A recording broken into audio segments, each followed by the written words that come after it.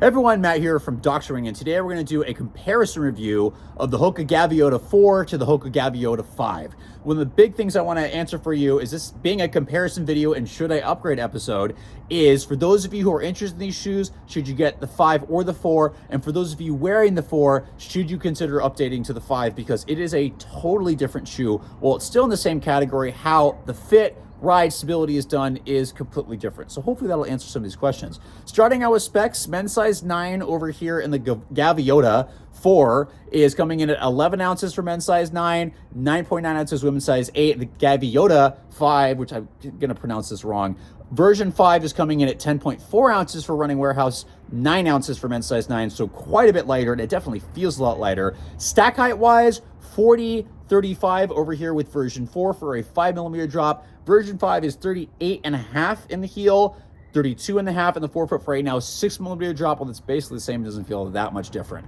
How the stability is being done is now completely different. Version 4 had Hoka's kind of traditional J-frame, where the entire medial length of the aspect of the midsole is a large post, which you can see, again, looks like a J. Also, the lateral heel is also basically a post, right? So it's a firm material. It's EVA compared to compression molded EVA on the most of the lateral side.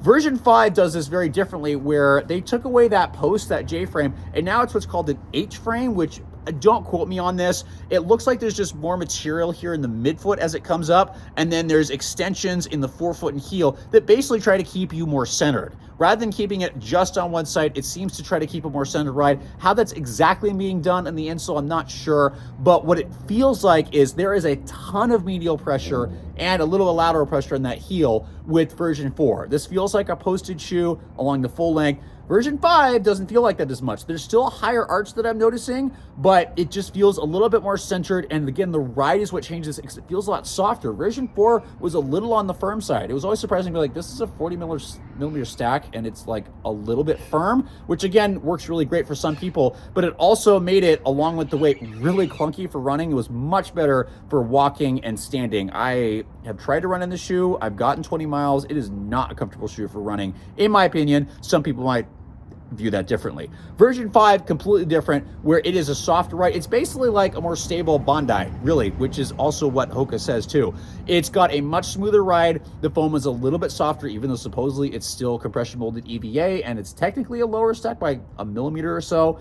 Again, the ride's smoother, and you just feel more centered. So walking, even a little bit standing, let's say this one that post pushes up a little more in standing than this over here, but it just feels more centered and a little bit less aggressive while still having a little higher arch. And still, as I'm collapsing, because I'm wearing the opposite ones on my feet right now, still feels like some medial pressure, just not as intense as version 4. So if you really want that strong post feeling throughout the full length of the shoe, version 4 is going to be better. If you want that to be integrated and kind of more guidance based on both the lateral and medial side, version 5 is going to be better. If you want a shoe that's, you don't care about the weight, that doesn't matter to you, version 4 is going to be better. If you want something a little lighter that, again, not the lightest shoe, but still has a highly cushioned ride that has a little bit of bounce to it, version 5 is going to be better.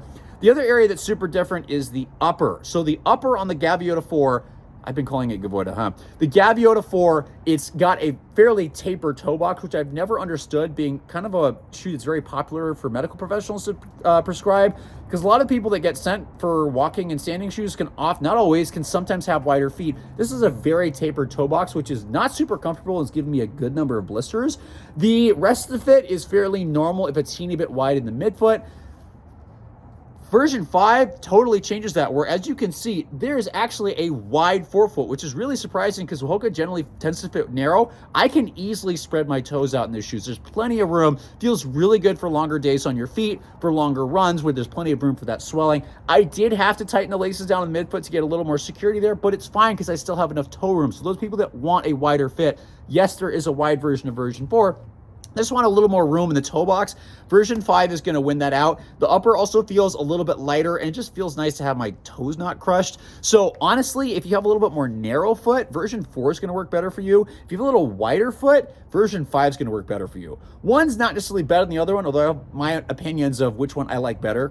5, because it works better, lighter, and all that kind of stuff. But hopefully this video helps you make a decision, because they are different shoes. They fit and ride differently. So hopefully you can figure out which one works better for you.